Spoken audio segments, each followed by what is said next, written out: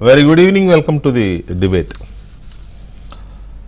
Telugu Desam party ఆంధ్రప్రదేశ్లో అన్ని పార్టీల కంటే ముందు తన అభ్యర్థిని ప్రకటించింది. ఒకేసారి 94 మంది అభ్యర్థులను ప్రకటించింది. ఒకవైపు వైసీపీ వారానికి 10 మందిని 15 మందిని ఇన్ఛార్జీలు అభ్యర్థులు కాదు ఇన్ఛార్జీలు పెడుతూ పోతుంటే టీడీపీ అభ్యర్థులను ఇచ్చేసింది. 94 మందిని ఒకసారి, ఆ తర్వాత 30 మందిని ఒకసారి, ఇట్లా 2 విడతల్లో 3 విడతల్లోనో మొత్తం ప్రకటించేసింది. పొత్తులో ఉన్న బీజేపీ జనసేనకు సంబంధించినవి జనసేన వాళ్ళు ముందు ఒక 5 ప్రకటించారు, తర్వాత హోల్డ్ చేసుకొని తర్వాత కూడా కొంచెం లేటుగా ఇచ్చారు.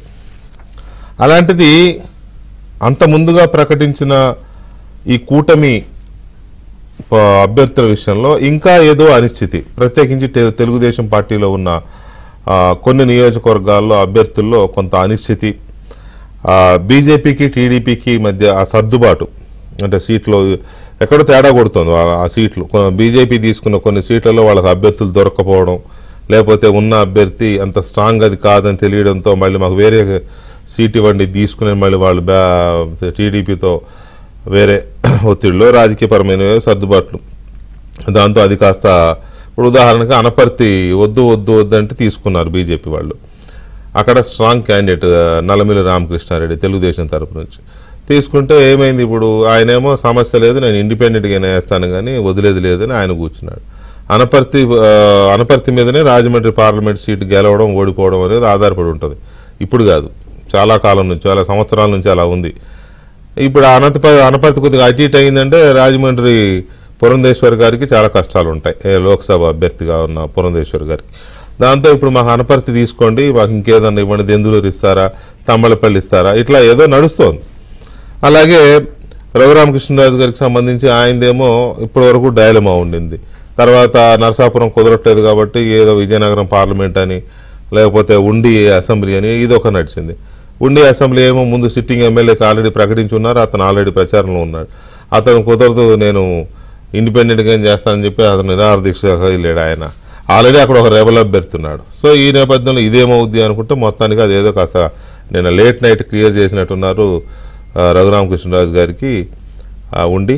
మరి అది ఎన్ని పురిటి నొప్పుల తర్వాత ఉండి అసెంబ్లీ సీటు రఘురామకృష్ణరాజుకి దక్కిందో అనేది ఒక అంశం. అయితే ఇంకా చాలా ఉన్నాయి, దాదాపు ఇంకొక 5-6 సీట్స్లో కొన్ని అక్కడ సత్యవేడు ఒకటి అంత నెగిటివ్ ఫీడ్బ్యాక్ వస్తుంది సత్యవేడు నుంచి. తర్వాత ఇంకో 2-3 స్థానాల్లో కూడా ఇట్లాగే ఉంది. తిరుపతి ఇప్పుడిప్పుడే సెట్ అవుతుంది. సో ఈ పరిస్థితుల్లో ఎందుకు ఇలాంటి ఇంకా కొనసాగుతున్నాయి అనేది ఒక అంశంగా కనబడుతోంది. తర్వాత జగన్మోహన్ రెడ్డి గారు చేస్తున్న కామెంట్స్ కానీ, జగన్మోహన్ రెడ్డి గారు చెప్తున్న మాటలు కానీ, లేటెస్ట్ గులకరాయి ఇంత జరిగినా కూడా అది ఒక మైనర్ చేశాడని తెలిసినా కూడా జగన్మోహన్ రెడ్డి గారు ఆ గులకరాయి ప్రచారాన్ని వదలలా. ఇందాక కూడా కాకినాడ సభలో కూటమికి నా మీద దాడి చేయడానికి గులకరాళ్లే మిగిలాయని మాట్లాడారు. మొన్నటిదాకానేమో హత్యాయత్నం అన్నారు, ఇప్పుడేమో గులకరాళ్లే మిగిలాయి అంటారు. అంటే గులకరాయి అంటే ఆయన చాలా చీప్గా తీసి పడేశాడు దాన్ని. ఓకే, తీసేసినప్పుడు హత్యాయత్నం ఎలా అయింది, అది మొన్న కేసు పెట్టడానికి. పైగా అదో మైనర్ పిల్లోడు, 15 ఏళ్ల లోపున్న పిల్లోడు చేసిన పనిని పట్టుకొని హత్యాయత్నం అని చెప్పి దానికి 10 మంది డాక్టర్లతో ఫోటోలు దిగి పెద్ద షో చేశారు. ఇప్పుడేమో ఏదో గులకరాలతో దాడి చేస్తున్నారు నా మీద విపక్షాలు. అంటే ఇవన్నీ ఒకదానికొకటి సింక్ అవ్వని రీతిలో జగన్మోహన్ రెడ్డి చేస్తున్న ఈ ప్రచారం కానీ, ప్రజల్లో ఉన్న ఫీడ్బ్యాక్ కానీ ఎలా ఉంది, ఈ అంశం ఇదొక కీలకమైన అంశం. రెండవది, ఎలా ఉండి అసెంబ్లీ స్థానం నుంచి రఘురామకృష్ణరాజు గారు ఎలా ఆ టికెట్ దక్కించుకోగలిగారు, లేదా తెలుగుదేశం పార్టీ ఉండి టికెట్ని రఘురామకృష్ణరాజుకి ఎందుకు ఇచ్చింది, దాని మీద ఆయన స్పందన ఏంటి, ఎలా ఫీల్ అవుతున్నారు, ఎంపీగా వెళ్ళాలనుకుని ఇప్పుడు అసెంబ్లీకి పోటీ చేస్తుండడం. తర్వాత అక్కడ ఆల్రెడీ ఇప్పుడు 2 అసంతృప్తులు ఉన్నారు, అక్కడ ఒకరు కాదు. ఆ 2తో ఎలా సంయమనం కుదిరిందా, ఎలాగ సహకరించుకోవడం ఉందా, అది ఎలా జరుగుతోంది. తర్వాత నెక్స్ట్ ఎలా ఉంటుంది అనుకుంటున్నారు. ఎందుకంటే ఎంపీగా ఉన్నప్పుడు ఆయన ఢిల్లీలో ఉండడం, కానీ ఇప్పుడు ఎమ్మెల్యేగా మరి అసెంబ్లీలో ఎలాంటి రోల్ ప్లే చేయాలనుకుంటున్నారు. తర్వాత భవిష్యత్తు రాజకీయంలో ఆయన ఎలాంటి ఎందుకంటే రఘురామకృష్ణరాజు ఒక స్పెషల్ క్యారెక్టర్. అవునన్నా కాదన్నా గడిచిన 5 సంవత్సరాల్లో రఘురామకృష్ణరాజుని వ్యక్తిగానో లేకపోతే ఒక ఎంపీగానో కాకుండా అదొక వ్యవస్థ, ప్రభుత్వం మీద వ్యతిరేకత ప్రభుత్వాన్ని వ్యతిరేకిస్తూ ప్రభుత్వం మీద పోరాడుతున్న చాలా వ్యవస్థల కంటే ఒక భిన్నమైన వ్యవస్థగా, ఒక ధీటైన వ్యవస్థగా చూస్తూ వచ్చాం మనం. సో అందుకే సెపరేట్ క్యారెక్టర్ ఇప్పుడు ఎలా అడ్జస్ట్ అవుతుంది ఈ లోకల్ పాలిటిక్స్లో, ఢిల్లీ నుంచి గల్లీకి వచ్చిన ఈ పాలిటిక్స్లో ఆయన ఎలా అడ్జస్ట్ అవ్వబోతున్నారు, ఎలా ఉండబోతున్నారు, ఎలాంటి ప్రెడిక్షన్స్ ఉన్నాయి ఆయన, ఇవన్నీ మనం మాట్లాడదాం. మనతో చర్చలో లైవ్లో పాల్గొంటున్నారు రఘురామకృష్ణరాజు గారు. రాజు గారు నమస్కారం అండి, గుడ్ ఈవినింగ్. నమస్తే అండి వెంకటకృష్ణ గారు.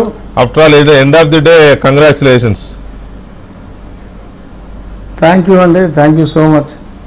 ఒకసారిగా ఒక గుండెల నిండా ఊపిరి పీల్చుకుని వదిలినట్టు అనిపిస్తుందా?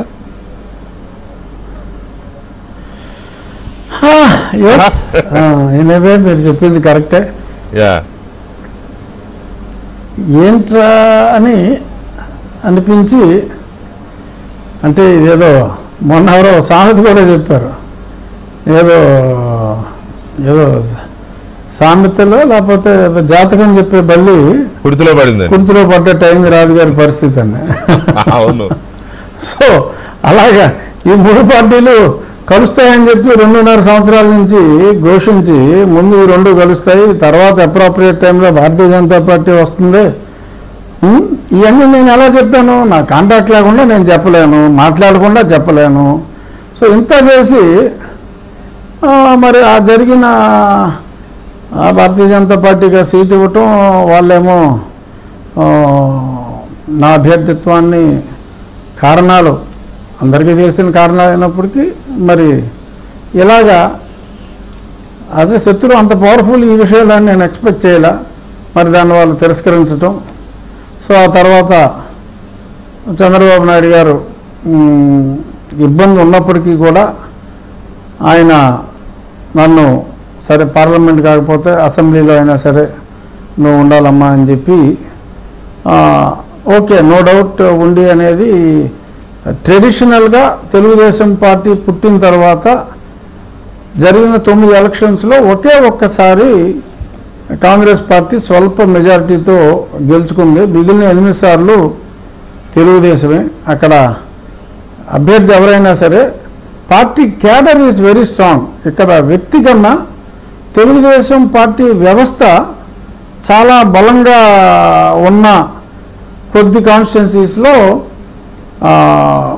ఉండి ఒకటని చెప్పచ్చు. చాలా చోట్ల వ్యక్తుల ప్రాబల్యం ఎక్కువ ఉంటుంది. ఇక్కడ ఆర్గనైజేషన్ అంటే ప్రతి గ్రామంలోనూ ఒక కమిట్మెంట్ లాంటిది, ఏదో స్వాతంత్ర పోరాటానికి ఉన్నట్టుంటారు మా ఉండిలో ఆ తెలుగుదేశం పార్టీ కార్యకర్తలు. So it is predominantly party based, no doubt. Person influence అన్నది డెఫినెట్గా ఉంటుంది. అది గతంలో శివరామరాజు గారు అయినా, ఇప్పుడు ప్రస్తుతం ఎమ్మెల్యే రామరాజు గారు అయినా కూడా, as any individual who is at the helm వాళ్ళకి కొంత ఇన్ఫ్లుయెన్స్ ఉంటుంది. బట్ ప్రిడామినెంట్గా ఇక్కడ టోటల్గా క్యాడర్ బేస్డ్ పార్టీ. అంటే లాస్ట్ టైము సడన్గా చేంజెస్ జరిగి కొత్త ఎమ్మెల్యే క్యాండిడేట్ ఒక 10 రోజుల ముందు వచ్చినప్పటికీ కూడా ఎంపీ శివరామరాజు గారికి, ఎమ్మెల్యే రామరాజు గారికి ఒక 20 ఓట్లు అటు ఇటుగా అయ్యే ఓట్లు వచ్చినాయి. సో ఏ వ్యక్తి ఎక్కువ కాదు, ఏ వ్యక్తి తక్కువ కాదు, ఆ పార్టీ ఓట్లు వాళ్ళిద్దరికీ కూడా సమానంగా వచ్చినాయి. మళ్ళీ చెప్పేది ఏంటంటే అది క్యాడర్ బేస్డ్ నియోజకవర్గం. మీరన్నట్టు ఇబ్బందులే ఉండవు. నాకు ఇప్పుడు రేపు కూడా ఈ రామరాజు గారితో, శివరామరాజు గారితో నాకు చక్కటి స్నేహితులు. నేను జనవరిలో 4 సంవత్సరాల తర్వాత నేను కాన్స్టిట్యున్సీకి వచ్చినప్పుడు నన్ను రిసీవ్ చేసుకున్నదే శివరామరాజు గారు, రామరాజు గారు. తరచూ ఫోన్లో మాట్లాడుకుంటూనే ఉన్నాం. ఈ 4 సంవత్సరాల్లో కూడా కలుస్తూనే ఉన్నాం. హైదరాబాద్లో కలిసాము, ఢిల్లీలో కలిసాము, ఉన్నాం. అసలు నేను ఇక్కడికి వస్తానని నాకు తెలిసే, ఇందాక చెప్పాను కదా, కుర్తిలో పట్టు బళ్ళలాగా అయింది నా పరిస్థితి అని. ఎంపీ క్యాండిడేట్ కింద ఉంటాను నేను ఎంపీ క్యాండిడేట్ అనుకున్నాను, కానీ అసలు ఊహించం కదా. ఇలాగా ఎవడో నేను ఏమన్నా పడకూడదామంటే ఆడు నా సీటు కొట్టేస్తాడని చెప్పి నేను ఎక్స్పెక్ట్ చేయను కదా. అవును. సో అలా జరిగిపోయింది అది. సో ఇప్పుడు ఈ మొత్తం వ్యవహారంలో సరే మొత్తానికి సుఖాంతం అయిందిలే కానీ ప్రస్తుతానికి సుఖాంతం అయింది. అయితే ఈ కష్టాల ట్రావెల్లో ఈ దాదాపు ఈ 2-3 వీక్స్ ఈ టెన్షను లేకపోతే దినదినగండం నూరేళ్ళ ఆయుషురా అన్నట్టుగా బతికేసిన పరిస్థితి కదా మీరు కానీ మీ ఫ్యామిలీ కానీ లేకపోతే మీ ఫాలోవర్స్ కానీ. అంటే బతికేసి ఆ సాగు బతుకులంత పెద్దది కాకపోయినా టికెట్ ఇంత కష్టపడితే టికెట్ ఏంట్రా బాబు ఇలా అయిందని ఉంటుంది కదా. ఇది ఎక్కడ లోపం ఎక్కడ జరిగింది ఏమైనా రివ్యూ చేసుకున్నారా? లోపం ఎక్కడ జరగలేదండి. చాలా మంది పైకి మాట్లాడేది ఒక స్టూపిడ్ స్టేట్మెంట్. చాలా తెలివైన వాళ్ళు కూడా తప్పనిసరి పరిస్థితుల్లో స్టూపిడ్ లాగా మాట్లాడుతున్నది ఏంటంటే ముందే జాయిన్ అవ్వచ్చు కదా పార్టీలో. మాకు ఆ మాత్రం తెలియదు. బాగా జరిగింది. ప్రతిరోజు ప్రతి నాయకుడితో టచ్ లోనే ఉంటున్నాం కదా. చంద్రబాబు నాయుడు గారిని అప్పుడు ఆ మధ్యన ఆయన విపరీతంగా వచ్చారు. లోకేష్ గారు అయితే ఆయన ఒక 45 రోజులు అక్కడే ఉన్నారు. ఆయన రోజు కలుస్తూనే ఉన్నాం. నడ్డా గారిని ఆల్మోస్ట్ ఎవ్రీ వీక్ కలుస్తూనే ఉన్నా, మాట్లాడుతూనే ఉన్నా, పొత్తుల ఆవశ్యకత గురించి చెప్తూనే ఉన్నా. కళ్యాణ్ గారిని నేను చాలాసార్లు మీట్ అవ్వడం జరిగింది. నేనన్నా పిచ్చన్నా మాట్లాడకుండా ఉంటానా? అన్ని స్ట్రాటజీస్ మాట్లాడతాం కదా. వాళ్ళతో రోజుకి 2 గంటలు స్పెండ్ చేసినప్పుడు మాట్లాడకుండా ఎలా ఉంటాం? ప్రతి ఒక్కడు చెప్పేవాడే. అరే అదే భారతీయ జనతా పార్టీ ఎవరు పడతాడు మాట్లాడాడు. అందులో ఎంపీలుగా పోటీ చేసేవాళ్ళు కూడా పార్టీలో లేదు కదా అని పిచ్చగా మాట్లాడారు చాలా మంది. వరప్రసాదరావు కదా ఇచ్చారండి సీటు ఫైనల్ చేసిన తర్వాత నెక్స్ట్ డే జాయిన్ అయ్యాడు ఆయన. తెలుగుదేశంలో మటుకు తెలుగుదేశంలో భారతీయ జనతా పార్టీ అధికార ప్రతినిధిగా తెలంగాణలో మాట్లాడుతూ ఇక్కడికి వచ్చి జాయిన్ అయిపోయాడు. బాపట్ల క్యాండిడేట్ పార్టీలో ముందు జాయిన్ అయ్యలేదు. రాజుగారు అత్యలుగా బిహేవ్ చేశారు. ఎవరిది అత్యలువి? సో ఇలాగా తెలిసినప్పటికీ కూడా మరి స్టూపిడిటీతో కొంతమంది మాట్లాడారు. సరే వాళ్ళకి నా చిరునవ్వే సమాధానం. సరే ఏం చేస్తారా? సరే టైం బ్యాడు, ప్రతి ఓడు కామెంట్లు చేసేవాడు. అంటే స్టూపిడిటీ కంటే సామెత చెప్తారు కదా, ఊర కూర్చున్నోడికి ఉపాయాలు ఎక్కువ అని. భరించేవాడి కంటే బయట నుంచి చూసేవాడికి ఎక్కువ ఆలోచనలు వస్తూ ఉంటాయి. అవును. సరే ఇంక మనం ఏదో గ్రహాలు అనుకూలించలేదు. సరే ఇంకెవరు పడతాడు కామెంట్ చేస్తున్నాలే కానవరా అని చెప్పి బాధపడలా, నవ్వుకున్నా. సరే తర్వాత ఇందాక మీరన్నట్టు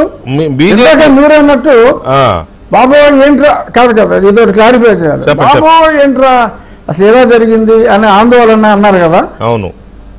మరి నమ్ముతారో లేదో, ఎంతమంది మీ ప్రేక్షకులు నమ్ముతారో లేదో కానీ నాకు ఏ క్షణంలోనూ ఆందోళన లేదు. అసలు నేను ఎప్పటికప్పుడు రీఛార్జ్ అయిపోతూ ఉంటా. ఓకే ఇది ఇలా జరిగిందా, ఓకే వాట్ నెక్స్ట్, ఇది ఇలా జరిగిందా, వాట్ నెక్స్ట్, అంతే తప్ప.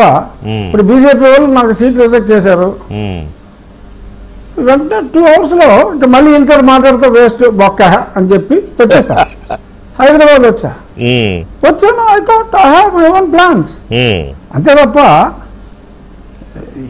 రాజకీయం అనేది నేను యాక్సిడెంటల్గా వచ్చి ఒక తప్పుడు పార్టీలోకి వెళ్ళిన తర్వాత చాలా అన్యాయాలు జరుగుతున్నాయని చెప్పి అరే అనవసరంగా ఈ క్రైమ్లో మనం కూడా భాగవటం ఇష్టం లేక తప్పుల గురించి చెప్తే తప్పు చేయటం మానకుండా నా మీద రివోల్ట్ అయ్యాడు అతను. చూసుకుందాం అనుకున్నాం. నేను బాధపడేవాడిని, భయపడేవాడిని అయితే జగన్మోహన్ రెడ్డితోనే అప్పుడే కాంప్రమైజ్ అయ్యేవాడిగా. అవును. ఈ పదవి కోసమే నేను అనుకుంటే ఈ 5 సంవత్సరాలు నాకున్న పదవిని నేను ఎందుకు వద్దనుకుంటాను? నాకున్న పదవిని వద్దనుకుని వస్తాడో రాదో తెలియని, 5 సంవత్సరాల తర్వాత ఏ పార్టీ వస్తుందో రాదో తెలియని ఈ కుర్రోడు ఇంకో 10 ఏళ్ళు ఉంటాడని చెప్పి అనుకున్న పరిస్థితుల్లో నేను నా 5 సంవత్సరాల పదవి కాలం వదులుకుని, నా చైర్మన్ పదవిని వదులుకుని వస్తుందో రాదో తెలియని పార్టీలో నా టికెట్ కోసం నేను ఇన్ని తాపత్రయం పడతానని చెప్పి కొంతమంది సోషల్ మీడియాలో కామెంట్ చేశారు. ఏదో ఇక్కడ టికెట్ కోసం ఇతనేదో ప్రాధాయపడుతున్నట్టుగా ఉన్నాడు, అది ఇదని. అరే పిచ్చోళ్ళారా, 5 సంవత్సరాలు నాకున్న పదవిని నేను వదిలేసుకుని అంతగా కాంప్రమైజ్ అయ్యేవాడిని అయితే నేను అక్కడే కాంప్రమైజ్ అవుతాను కదా. సో ఇవన్నీ అర్థమైన వాడికి అర్థమవుతుందండి. నాకు ఒకటే వెంకటకృష్ణ గారు, the kind of phone calls I'm getting, నాకు నిన్న చాలా కళ్ళమిట నాకు సీట్ ఆళ్ళు ఇల్లు ఎగ్గొట్టినప్పుడు కానీ లేదు ఇలాంటి చెత్త కామెంట్స్ చేసినప్పుడు కూడా నేను నవ్వుకున్నా, ఇంకా నా కొడుకులు ఏదో మారుతున్నారని. కానీ నిన్న తిరుపతి నుంచి పేరు రివీల్ చేయను, ఒక ఆయన is a retired employee, both his sons are settled in US, మంచి ఉద్యోగాల్లో ఉన్నారంట. రాజుగారు మీకు సీటు రాలేదు, I'm planning to take an extreme step for you అని చెప్పి అంటే అప్పుడు దాకా నేను రివీల్ కూడా చేయలే, ఇది నాకు సీటు నా వరకు నాకు కమ్యూనికేషన్ వచ్చింది. అయ్యా మీరు ఎటువంటి ఆలోచన పెట్టుకోవద్దు, ఎంపీ రాలేదు ఫైన్, కానీ ఎమ్మెల్యేగా నేను తెలుగుదేశం నుంచి నా సొంత స్వగ్రామం ఉన్న నియోజకవర్గమైన ఉండి నుంచి పోటీ చేస్తున్నాను అంటే నేను అక్కడికి వచ్చి ఒక 1 వీక్ ఉంటాను సార్, మీరు నాకు అవకాశం ఇవ్వాలని చెప్పి తిరుపతి నుంచి ఒక ఆయన ఫోన్ చేశారు. ఇలా ఎన్నో ఫోన్ కాల్స్ నాకు వస్తూ ఉంటాయి, బట్ ఇంత ఎక్స్ట్రీమ్ ఫోన్ కాల్ అయితే రాలా. ఇంతమంది అభిమానుల్ని రాష్ట్ర వ్యాప్తంగా ప్రపంచంలో ఉన్న తెలుగు వాళ్ళందరూ కూడా నన్ను ఇంతగా ప్రేమిస్తూ ఉంటే నేను I achieved much beyond what I thought coming in to politics. I achieved much more than what I could even think. Comment చేశాడని చెప్పి నేను అందులో డౌట్ ఏం లేదు. కాకపోతే దాని గురించి ఇంత చేసి ఇంతమంది అభిమానులు లేకపోతే ఇంతమంది ప్రజలు రాష్ట్రం నలుమూలలా ఉన్న వాళ్ళు గుర్తించి ఆయన పోరాడుతున్నాడు. సరే జగన్ అభిమానులు వైసీపీ నాయకులు మిమ్మల్ని తిట్టొచ్చు, వ్యతిరేకించవచ్చు, మిమ్మల్ని దూషించవచ్చు, ట్రోల్ చేయొచ్చు, అది వేరే. కానీ మెజారిటీ సెక్షన్ ఆఫ్ పీపుల్ మీ విషయంలో ఒక ఫైటర్ అనే ఒక దీంట్లో ఉన్నారు కదా. ఇంత చేస్తే లాస్ట్ మినిట్లో ఇలా జరిగిందనే ఒక బాధ చాలా మందికి ఉంది. మీకు లేకపోవచ్చు, మీరు ఛార్జ్ ఎప్పటికప్పుడు ఛార్జ్ నిజంగా చెప్పాలంటే అదే అంటున్నా, నాకన్నా నన్ను అభిమానించే వాళ్ళు ఇంకా ఎక్కువ బాధపడ్డారు. That's what I'm saying. అయితే ఈ పరిస్థితుల్లో నా ప్రశ్న ఏంటంటే, మీకు బీజేపీ ఎందుకు రిజెక్ట్ చేసింది మిమ్మల్ని? గెలిచే క్యాండిడేట్ ఎవరైనా గెలిచే క్యాండిడేట్ కావాలనుకుంటారు కదా. అంటే it doesn't mean Srinivas Varma గారు వీక్ అనో ఓడిపోతాడనో నేను అనడంలో నర్సాపురంలో, కానీ మీరు డామ్ షూర్ క్యాండిడేట్. అక్కడ మిమ్మల్ని బీజేపీ ఎందుకు రిజెక్ట్ చేసింది? అంటే మీరింత ఓపెన్గా అడిగితే నేనేం చెప్పాలి? బీజేపీ మీద and external force has acted. ఎందుకంటే పొత్తులో ఉన్న చంద్రబాబు నాయుడు గారు చాలా స్పష్టంగా చెప్పారు, ఇతని సర్వేలు ఇలా ఉన్నాయి, ఇతను నెగ్గుతాడు అంటే. వాళ్ళు అడిగారు, చంద్రబాబు నాయుడు గారు నా సీటు కావాలని అడిగారు. ఆ సీటు కావాలని అడిగినప్పుడు ఈయన, ఎందుకంటే 2 సార్లు భారతీయ జనతా పార్టీ నెగ్గింది కాబట్టి వాళ్ళు అడిగారు. అడిగినప్పుడు మేము ఈయనకి ఇవ్వాలనుకుంటున్నాం, సర్వేలు చేసాం, ఈ రకంగా సర్వే వచ్చింది కాబట్టి if you consider him it will be okay అని అంటే, నాకున్న సమాచారం they have agreed to consider. ఆ తర్వాత ఒక ఎక్స్టర్నల్ ఫోర్స్, నేను నిత్యం వ్యతిరేకించే శక్తి, నన్ను ఏ శక్తి అయితే ప్రోటోకాల్ని వైలేట్ చేసి ప్రధానమంత్రి సభలో నా కాన్స్టిట్యున్సీలో జరిగినా కూడా నన్ను ఆ సభకి ఏ వ్యక్తి అయితే నన్ను రానివ్వకుండా చేశాడో ఆ వ్యక్తి ప్రాబల్యం వల్ల నాకు సీటు రాలేదని చెప్పి నాకు తెలిసింది. సో ఆ విషయంలో జగన్మోహన్ రెడ్డి గారు బీజేపీని ఒత్తిడి చేయడంలోనూ ఒప్పించడంలోనూ సక్సెస్ అయ్యారు ఆ మేరకు, అంతేనా? నాకున్న సమాచారం దట్స్ వాట్ మీ సమాచారం మేరకు మీరు చెప్పేది మాట్లాడుతున్నారు. Otherwise there is no other reason. ఎందుకంటే వాళ్ళ మీటింగ్కి 2 రోజుల ముందు నేను జేపీ నడ్డా గారిని కలిసా. జేపీ నడ్డా గారు చెప్పారు, my office will inform you about the time and date of joining అని చెప్పారు. సో మరి ఆ తర్వాత వాత. ఓకే. సో ఫైనల్గా మీకు శివరామరాజు గారు కానీ లేకపోతే సిట్టింగ్ ఎమ్మెల్యే రామరాజు గారు కానీ హ్యాపీగా హోల్ హార్టెడ్గా కోఆపరేట్ చేస్తారు అనే ఒక అండర్స్టాండింగ్ ఆర్ కాన్ఫిడెన్స్ వచ్చేసింది అనమాట. డెఫినెట్గా. Right, very good. ఎందుకంటే మా మధ్యలో ఎనిమిటీ లేదు, వీఆర్ టూ క్లోజ్. అంతేలే, మీ మధ్య వాళ్ళు లోకల్స్ కాబట్టి వాళ్ళిద్దరి మధ్య అది ఉండొచ్చు. అది కూడా పొలిటికల్ కెరీర్స్ కోసం వ్యక్తిగతమైన ఇది కాదులేండి. రైట్. ఎనీవే, కానీ ఎందుకండి ఇప్పుడు అందరికంటే ముందు అభ్యర్థులను ప్రకటించి తెలుగుదేశం పార్టీ జనసేనతో ఇబ్బంది లేదు, వాళ్ళు చేసేసుకున్నారు, వెళ్ళిపోతున్నారు. టీడీపీ బీజేపీ మధ్య ఇంకా సర్దుబాట్లు, ఇంకా అది కాదు ఇది కాదు అది ఏంటంటే రోజుగా కూడా ఎప్పుడు ఎవరి మీద కత్తిపడుతూ అర్థం కాని పరిస్థితిలో ఉన్నారు కొంతమంది. అయితే 4-5 ఇంపార్టెంట్లీ వాళ్ళు టికెట్లు అనౌన్స్ చేస్తారు, వాళ్ళు తిరిగేస్తారు టీడీపీలో. ఎందుకంటే బీజేపీ అడుగుతుంది మాకు అదొద్దు ఇది కావాలి ఇదొద్దు అది కావాలని. దాంతో ఆల్రెడీ అనౌన్స్ అయ్యి తిరుగుతున్న వాళ్ళు అయ్యో ఇదేంట్రా బాబు మాకు నీళ్ళు తెస్తాయి అని మా కిందకి నీళ్ళు తెస్తున్నారనే చర్చ మొదలైంది కదా. ఫర్ ఎగ్జాంపుల్ ఎక్కడ దాకా ఉంది ఓపెన్గా చెప్పుకోవాలంటే ఒక 2 ఎగ్జాంపుల్ చెప్తా. అనపర్తి స్వాపింగ్ టు దెందులూరు అంటున్నారు. సరే, దెందులూరు కూడా ఇంకా ఇది కాలేదనుకోండి, ఇంకా అది వాళ్ళు కూడా ఇవ్వడానికి సిద్ధంగా లేరు. ఎనీవే చెప్తున్నా, ఎగ్జాంపుల్ కోసం చెప్తున్నా. సో ఎందుకు ఈ సిచ్యువేషన్ ఉందండి? ఇంకా అంటే మరి పొత్తు పార్టీ కామెంట్ చేయకూడదు, పొత్తు ధర్మం. కానీ మరి ముందు తెలుసో తెలియదో మరి తర్వాత మరి అక్కడ అనపర్తిలో రాజుల ఓటింగ్ అనేది చాలా తక్కువ, మేబీ 0.1 or 0.2% ఉంటుంది, అంతకుమించి లేదు. అనపర్తి అంటేనే అనపర్తిలో ఉన్నంతమంది రెడ్లు కడపలో కూడా ఏ సింగిల్ కాన్స్టిట్యున్సీలో కూడా లేరు. మీకు తెలుసు ఆ సంగతి వికే గారు? అనపర్తిలో ఉన్నంత మంది రెడ్లు రాయలసీమలో కూడా ఏ సింగిల్ కాన్స్టిట్యున్సీలో లేరు, అంతమంది ఉన్నారు. ఎప్పుడూ కూడా చరిత్రలో ఏ పార్టీ అయినా, అప్పట్లో రామారెడ్డి గారిని కాంగ్రెస్ నుంచి ఆయన నెగ్గారు, ఇటు మూలారెడ్డి గారు ఒకసారి రామారెడ్డి గారు నెగ్గితే ఇంకోసారి మూలారెడ్డి గారు నెగ్గేవారు, ఈ రామకృష్ణారెడ్డి గారు ఫాదరు. సో అలాగే ఎప్పుడూ కూడా ఆ తర్వాత వైఎస్ఆర్ కాంగ్రెస్ వచ్చిన తర్వాత వైఎస్ఆర్ కాంగ్రెస్ సామాజిక వర్గం ఆయన ఓన్ చేసుకుంది కాబట్టి రాజశేఖర రెడ్డి గారిని బట్టి ఇతన్ని, సో వాళ్ళే నెగ్గుతూ వచ్చారు. అక్కడ అది సాలిడ్ రెడ్డి సామాజిక వర్గం.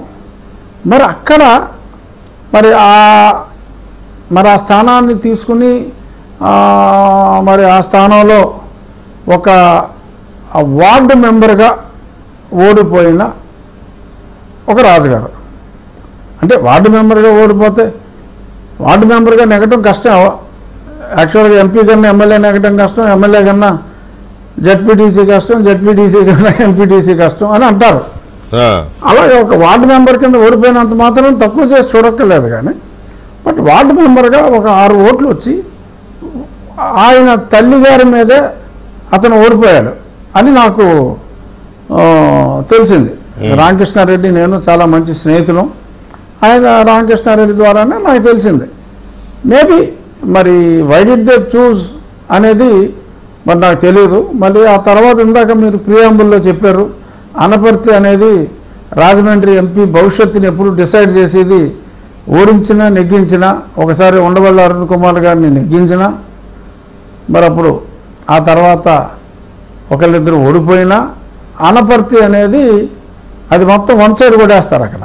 అవును. సో కాబట్టి మరి అందుకని ఏదన్నా మరి మార్చాలి అని ఇప్పుడు మార్చాలి అని అనుకుంటున్నారు. అసలు ముందు ఆ స్థానాన్ని భారతీయ జనతా పార్టీ కోరుకోవటం మరి అంత కరెక్ట్ కాదేమో. కోరుకుంటే మరి ఆ క్యాండిడేట్ సెలక్షన్ మరి అంత కరెక్ట్ కాదేమో అనిపించింది. కాకపోతే మరి జనరల్గా ఇప్పుడు భారతీయ జనతా పార్టీ అయినా జనరల్గా చెప్పేది ఏంటంటే అక్కడ అభ్యర్థి ముఖ్యం కాదు, ఎవరన్నా సరే మోడీ గారిని చూసే ఓట్లు వేయాలని చెప్పి వారి స్లోగన్గా ఉంది.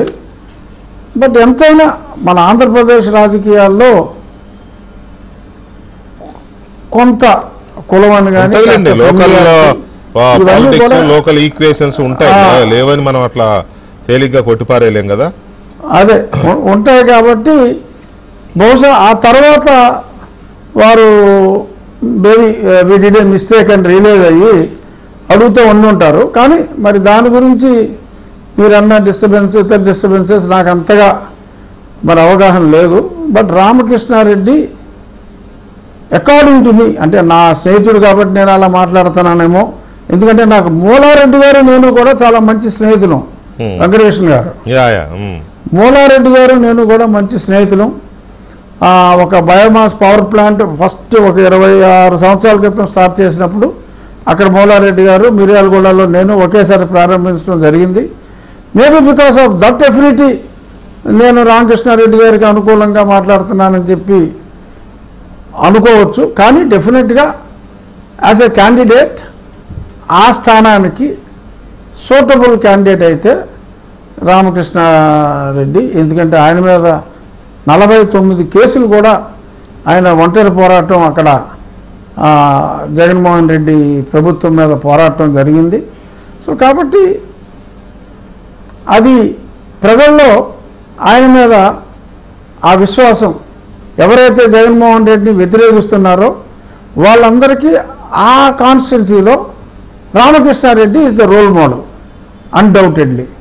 సో కాబట్టి ఇనిషియల్గా తెలిసి ఉండకపోవచ్చు, మరి ఇక్కడ ఎవరో రికమెండ్ చేస్తారు, అక్కడ ఎవరో యాక్సెప్ట్ చేస్తారు, అలాగేదైనా జరిగి ఉండొచ్చు. తర్వాత రామకృష్ణారెడ్డి గారి స్ట్రెంగ్త్ తెలిసిన తర్వాత ఎస్ డెఫినెట్గా ఈజ్ ద రైట్ చాయిస్. కాబట్టి మనకు ఎంత మెజారిటీ స్థానాలు వస్తాయని ఉన్నప్పటికీ కూడా ప్రతి సీటు కూడా మనం ఆచి తూచి నెగ్గే వాళ్ళనే పెట్టాలి. కాబట్టి మేబీ భారతీయ జనతా పార్టీ కూడా రియలైజ్ అయి ఉండొచ్చు ఇక్కడ సరైన అభ్యర్థిని పెట్టాలని.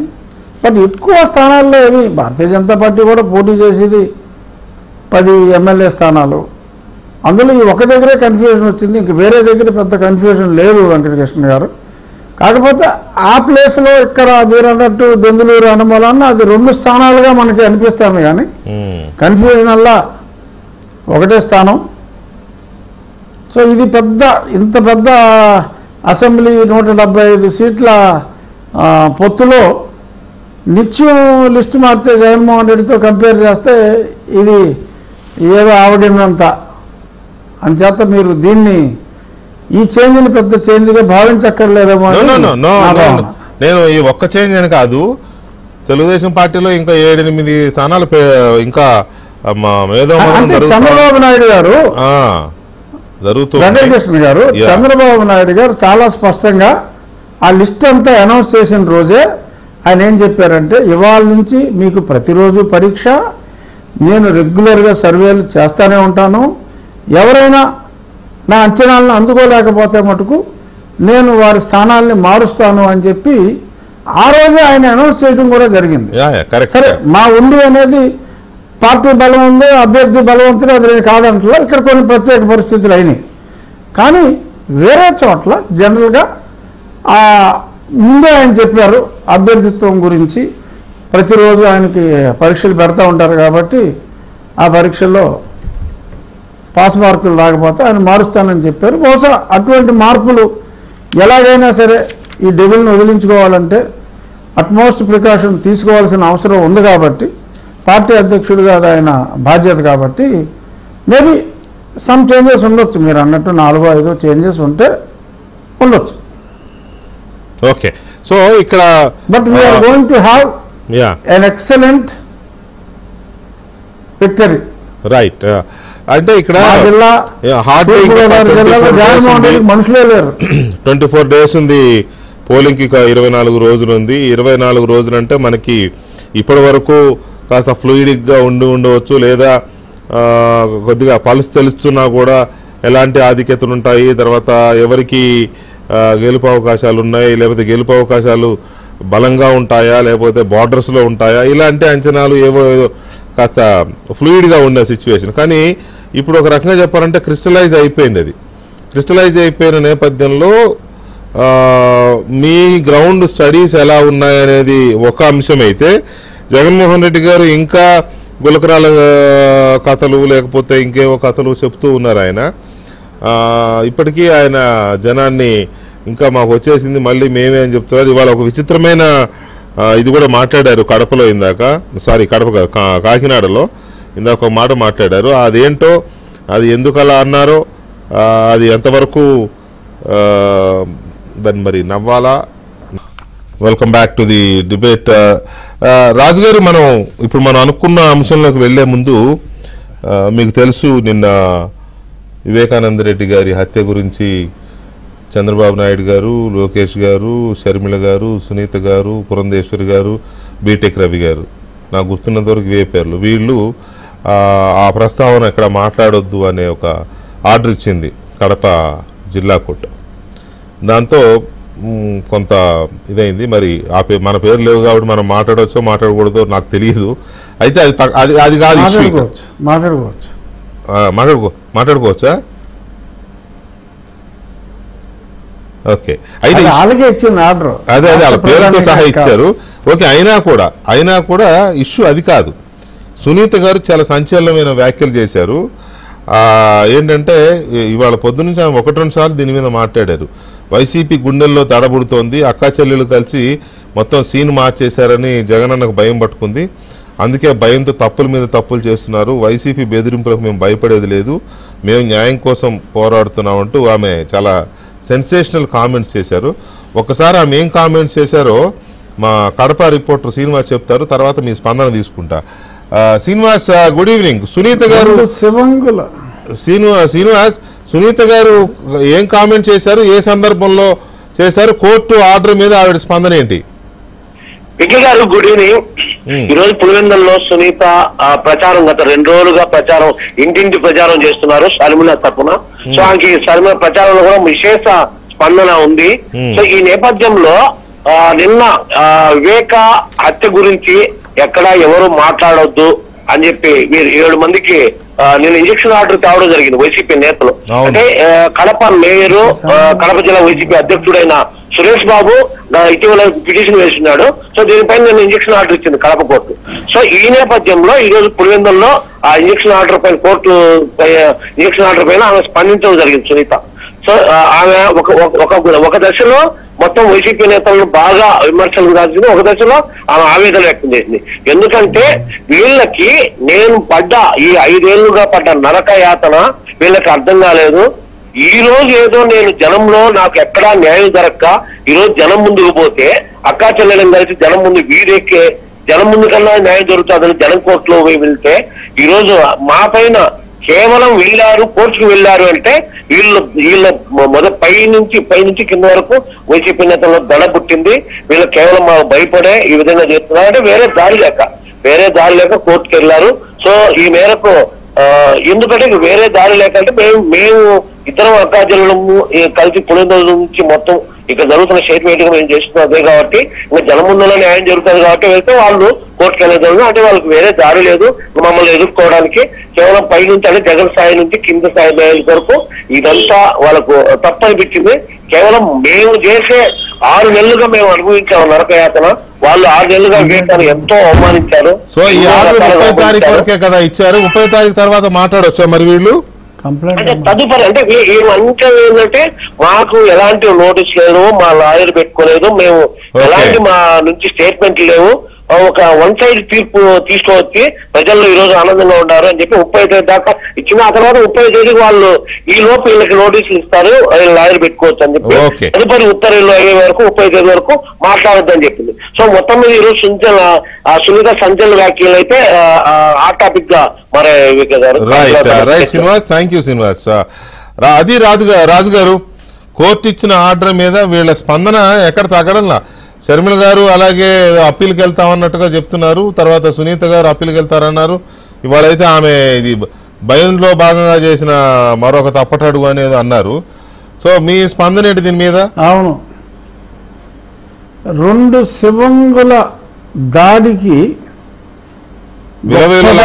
సింగిల్ సింహాన్ని కట్టుకుని ఎంతమంది వచ్చినా పోరాడే సింహాన్ని అని చెప్పుకునే ఆ సోకాల్డ్ సింహం కడప కోర్టులో తలదాచుకోవడానికి వెళ్ళిందంటే జనం నవ్వుకుంటున్నారు.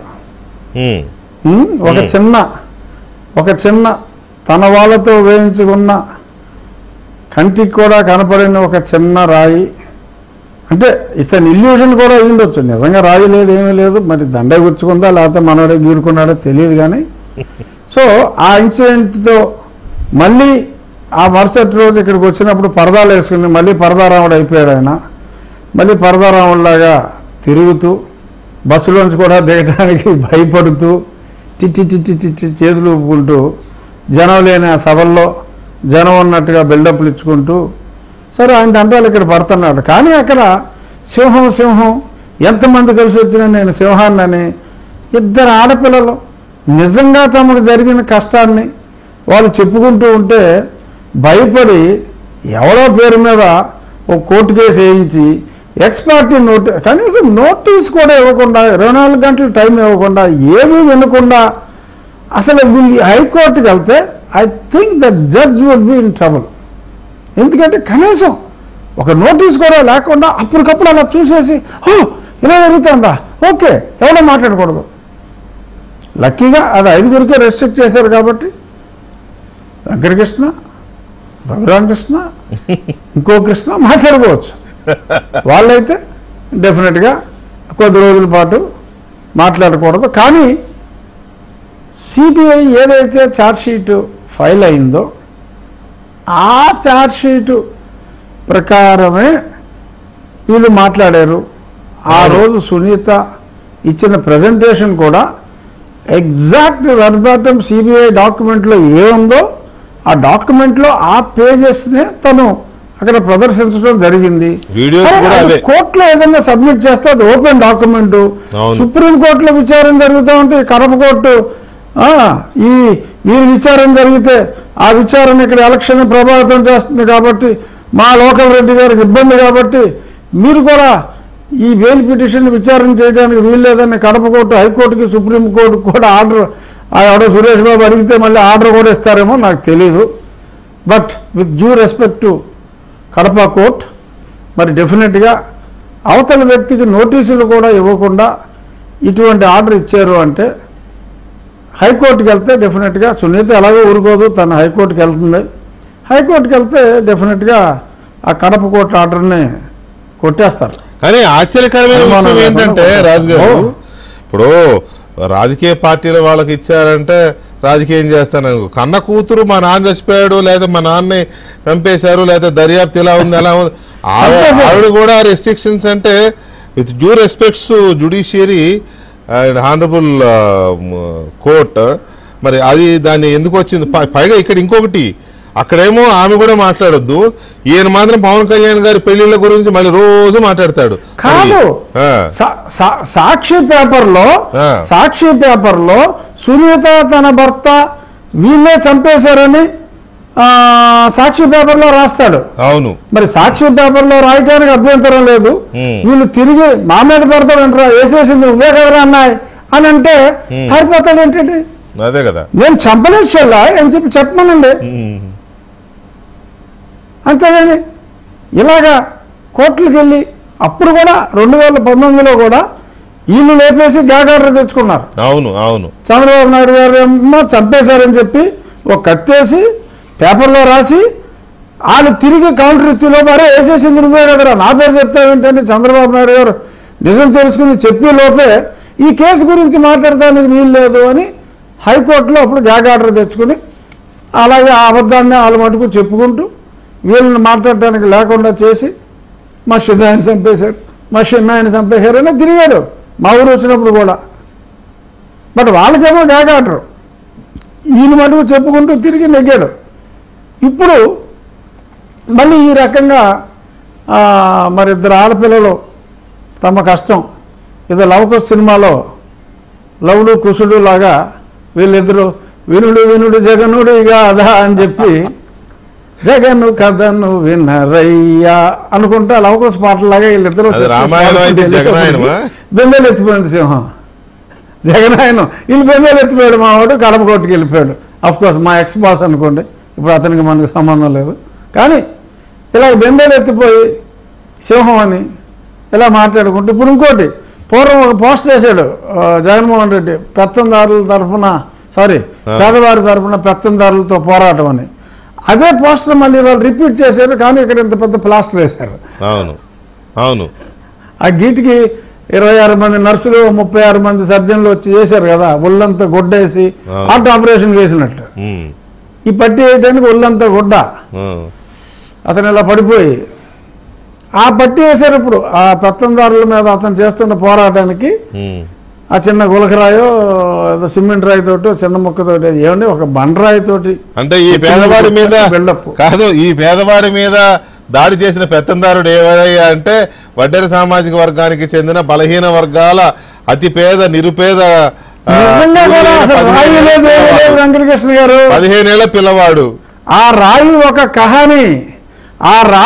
కహాని ఇంకెవరో దొరక్క ఎవరో పిల్లోడిని పట్టుకుని ఆ పిల్లోడు ఏమన్నా ఏకలవీడి చిన్నప్పుడే బాణం వేసేస్తే ఏకలవీడి చిన్నప్పుడే బాణాలు వేసేవాడంట. అలాగా ఆ చిన్నవాడు రాయి వేస్తే ఆ రాయి మోహన్కి తగిలి అంటే జగన్మోహన్ మొహానికి తగిలి అక్కడి నుంచి తన రూట్ మార్చుకొని రాయి ఇలా తగిలితే కింద పడిపోద్ది కదండి. ఆ కింద పడకుండా కింద పడి మళ్ళీ లేచిందేమో ఎమ్మెల్యే ఎక్కడ అని చెప్పి ఆ రాయి చూసుకుని ఎమ్మెల్యే క్యాండిడేట్ దగ్గర ఆ కంట్లో పడితే అలా ఏదో చూశాడు, ముందు ఏదో నలిపేసుకున్నాడు కానీ ఇలా చూశాడు. ఆ తర్వాత మొహం అంతా కవర్ అయిపోయింది. ఇంత పట్టి ఏమంటే ఎల్వి ప్రసాద్ హాస్పిటల్లో 2 కళ్ళకే క్యాటరాక్ట్ చేసినా కూడా ఒక చిన్న క్లిప్ వేస్తాడు, చిన్న క్లిప్పు అంతే తప్ప, లేకపోతే ఓ డార్క్ గ్లాసెస్ పెట్టుకుని వస్తారు తప్ప ఊరిని అమ్మ ఇదేం బిల్డప్ సార్ ఇది, ఈ మొహం అంతా పట్టి దేనికి ఇక్కడ దాకా పట్టి.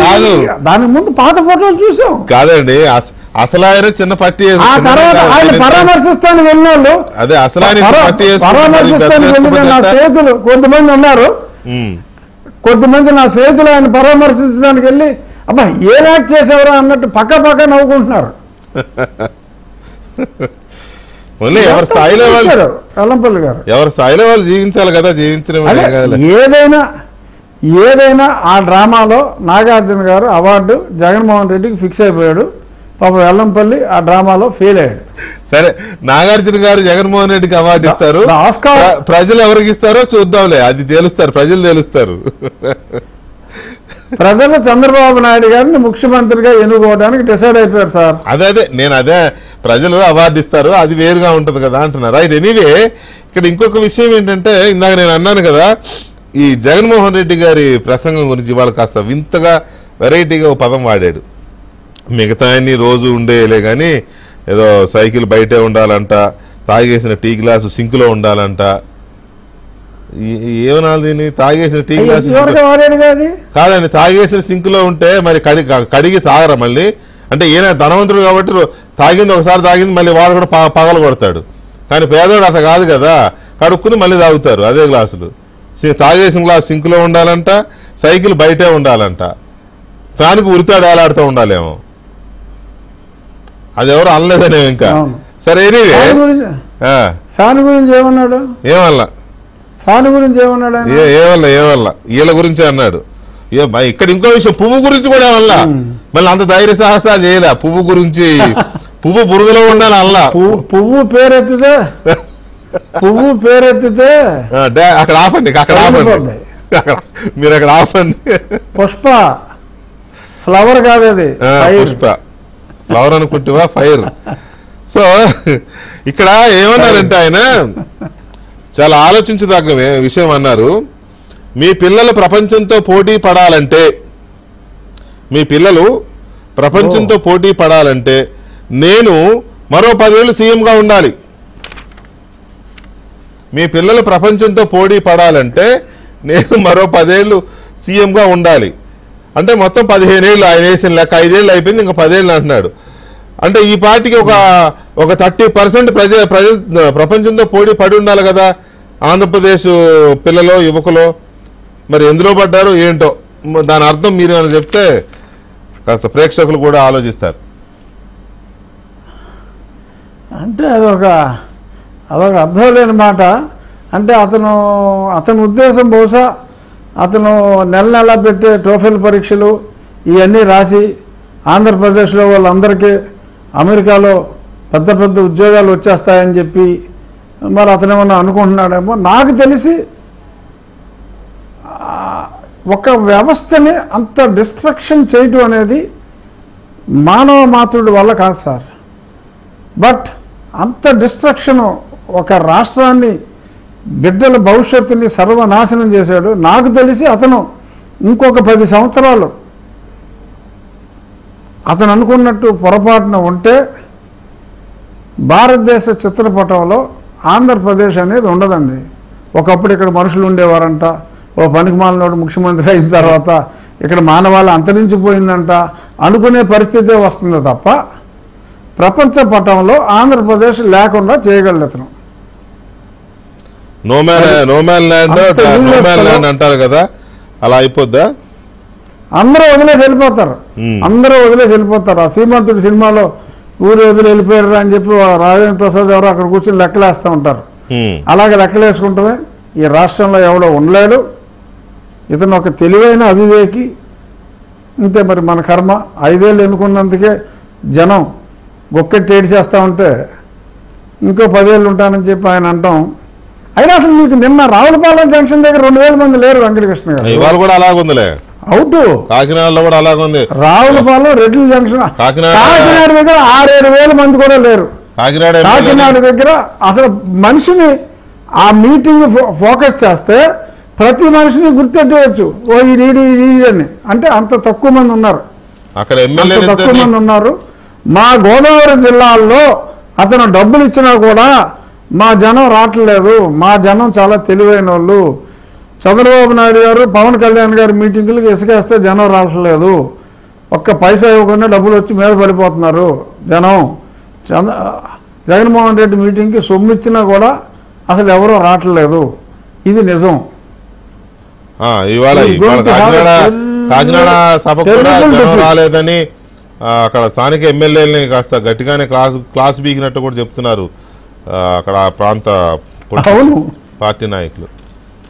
సరే, ఎనీవే, ఇక మనం ఇంకొక విషయానికి అంతగానే భయపడి బాబు ఇంకో 10 ఏళ్ళు ఉంచుకోండి రా బాబు అని చెప్పి బతిమాలు ఉండుంటాడు బహుశా. బొత్తుగా జనం లేరని మేబీ. సో ఇప్పుడు నేను ఇందాక చెప్పిన అసలు పాయింట్కి వస్తే, నిన్న మొన్నటి వరకు మనం సర్వేలు చేయించారు చాలామంది, పల్సులు అని చేయించారు, ఏదో రకరకాలుగా ఏవి చేయించారు, పబ్లిక్ ఒపీనియన్ పోల్ అని ఇలా చేయించారు. మోరార్లెస్ అన్ని కూటమికి అవకాశాలు ఉన్నాయి, వైసీపీకి యాంటీగా ఉంది వాతావరణం, దారుణంగా ఓటమి పాలవుతుంది, ఇవన్నీ వచ్చాయి. కానీ అవన్నీ ఏంటంటే ఇంకా ప్రజాభిప్రాయము అటు ఇటు కాకుండా ఊగిసలాటలోనో ప్రజలు స్పష్టంగా ఓపెన్గా చెప్పలేని పరిస్థితుల్లోనూ మనం చూసాం. కానీ ఇప్పుడు అలా కాదు, ప్రజలు ఒక నిర్ణయానికి వచ్చేసారని నాకు అనిపిస్తోంది. They decided to vote. ఈ పరిస్థితుల్లో అందుకే నన్ను క్రిస్టలైజ్ ఘనీభవించింది, ప్రజాభిప్రాయం ఘనీభవించింది అంటాం కదా. సో ఈ సిచ్యువేషన్లో మీ గ్రౌండ్ స్టడీస్ ఏం చెప్తున్నాయి? ఎంటైర్ ద స్టేట్ ఏం చెప్తుంది? ఎంటైర్ ది స్టేట్ శ్రీకాకుళం నుంచి నెల్లూరు దాటి రాయలసీమ టచ్ అయ్యే వరకు వారు వన్ సైడ్ అండి. ఏదో అక్కడ వస్తాను తప్ప వరుసగా 2-3 నియోజకవర్గాలు ఇండి కంటిన్యూటీ నెగ్గుతారన్న దాఖలాలు అయితే లేవు. ఏజెన్సీ ఏరియాలో అక్కడ ఆ పల్స్ సరిగ్గా దొరకట్లా అంచనాలకి. ఓన్లీ ఆ అరకు, ఆ ఏజెన్సీ ఏరియాలో ఆ అటవీ ప్రాంతాన్ని మినహాయిస్తే శ్రీకాకుళం నుంచి నెల్లూరు దాకా there is pro Telugu Desam wave. రాయలసీమలో కొన్ని జిల్లాల్లో ఎస్పెషల్లీ కడప, కర్నూలులో as of now as Jaganmohan రెడ్డికి ఎడ్జ్ ఉంది. అది కూడా కరెక్ట్గా అక్కడే 2-3 అభ్యర్థులను అక్కడ కూడా మారుస్తారని చెప్పి కూడా ఇవాళ మీ పేపర్లోనే నేను చూసా. సో కొన్ని మార్పులు చేసుకుంటే Jaganmohan Reddy may not even cross 40 seats. Okay, may not even cross 40 seats. Okay. So ఒక పెద్ద విజయాన్ని కూటమి సాధించబోతోంది. సో వాట్ అబౌట్, ఎటువంటి సందేహం లేదు. What about 25 parliament segments? అంటే అందులో మేబీ ఒక 5-6 స్థానాలు, ఎందుకంటే కొన్ని సెలక్షన్స్లో అంటే పొత్తు ధర్మంలో మనం ఎక్కువ మాట్లాడకూడదు కాబట్టి కొంచెం తెలుగుదేశం పోటీ చేసే స్థానాల్లో ఆల్మోస్ట్ 90% నెగ్గుతారు. నేను తెలుగుదేశం వాడిగా తెలుగుదేశం గురించి నేను చెప్పగలను. జనసేన కూడా. నన్ను తిరస్కరించిన భారతీయ జనతా పార్టీ సీట్ల గురించి నేను మాట్లాడితే బాగోదు, అది సమంజసం కాదు. రైట్. సో మీరు ఎట్లాగూ ఇక రేపటి నుంచి బిజీ అయిపోతారు, ఉన్న 22-23 రోజులే ఉంది కాబట్టి ప్రచారంలో బిజీ అయిపోతారు కాబట్టి మీరు అక్కడే మకాం వేశారు. ఒక ప్రశ్న ఏంటంటే, మీ ఇండివిజువల్ దీంట్లో ప్రజలకు ఏం చెప్తున్నారు మీరు? పైగా మీరు అప్పుడు ఒక మాట చెప్పారు చాలా కాలం, ఒక 1-2 నెలల క్రితం, నేను నా నియోజకవర్గం మాత్రమే కాదు స్టేట్ అంతా లేదా 4-5 జిల్లాలు అడాప్ట్ చేసుకుని మరీ క్యాంపెయిన్ చేస్తాను అని అన్నారు అప్పుడు. ఇప్పుడు మీకు ఆ టైము లేదు, నాకు తెలిసి అంత ఉందని అనుకోను. ఇప్పుడు కూడా అలాంటి ఆలోచన ఆ టైం లేదండి ఇప్పుడు, ఎందుకంటే ఇప్పుడు అంత సమయం లేదు లేదు కాబట్టి నేను అంత ఇంట్రెస్ట్ కూడా లేదేమో, ఎందుకంటే ఎంత ఏడిపించిన తర్వాత ఉంది. లేదు నన్ను ఏడిపించింది భారతీయ జనతా పార్టీ అండి. అదేనండి, నన్ను ప్రేమించింది తెలుగుదేశం పార్టీ, నన్ను ఏడిపించింది Bharatiya Janata party. So Bharatiya Janata party స్థానాలను పక్కన పెట్టిన తెలుగుదేశం స్థానాలే నన్ను హక్కును చేర్చుకున్న పార్టీకి వాళ్ళ స్థానాలు ఉన్నాయి కదా. అవును. కానీ ఇప్పుడు సమయం అనేది ఆఖరి నిమిషంలో డిసైడ్ చేశారు కాబట్టి ఎక్కువ సమయం ఉండవలసిన అవసరం, ఎందుకంటే 20 రోజులు హార్డ్లీ, మళ్ళీ 11వ తారీఖుకి క్యాంపెయిన్ ఆపేయాలి. అవును. సో తక్కువ సమయం ఉంది కాబట్టి డెఫినెట్గా ఏదో మా చుట్టుపక్కల ప్రాంతాలు, పవన్ కళ్యాణ్ గారు వచ్చారు, లేకపోతే చంద్రబాబు నాయుడు గారు వచ్చారు, భీమవరంలోనో లేకపోతే నేను ఇంకా ఎంపీనే కదా, నా ప్రాంతంలో ఈ పరిధిలోకి ఈ ఇద్దరు నాయకుల్లో ఎవరు వచ్చినా కూడా డెఫినెట్గా నేను I will be there as a part of the team.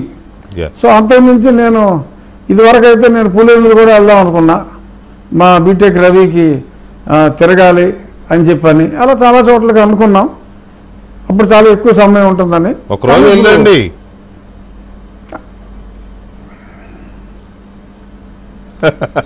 ఈ గ్యాగ్ ఆర్డర్ తీసేస్తే మర్డర్ గురించి మాట్లాడడానికి వెళ్తాను. గ్యాగ్ ఆర్డర్ 30 వరకే ఇచ్చింది, తర్వాత ఏమవుతుందో చూడండి. సరే, అది మీ ఇష్టం. కానీ అయితే ఫైనల్గా ఒక మాట చెప్పండి, ఉండిలో ఓటర్స్కి, ఉండి మీ పేరెంట్ దాన్ని ఏమంటారు, మీ మదర్ కాన్స్టిట్యున్సీ, అది మీ సొంత ఉండిలో ప్రజలందరూ వాళ్ళకి ఏం చెప్తున్నారు, బొట్టు పెడతా వాళ్ళకి ఏమి చెప్తాను అంటే, డెఫినెట్గా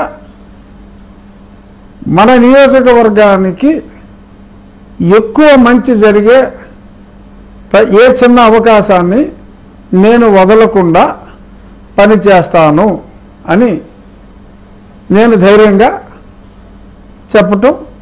చెప్తున్నాను, చేస్తాను కూడా. మొత్తం ఎంత మెజారిటీ ఎక్స్పెక్ట్ చేస్తున్నారు? 2,20,000, 16-20,000 ఆ మధ్యన ఉంది ఫైనల్ నెంబరు.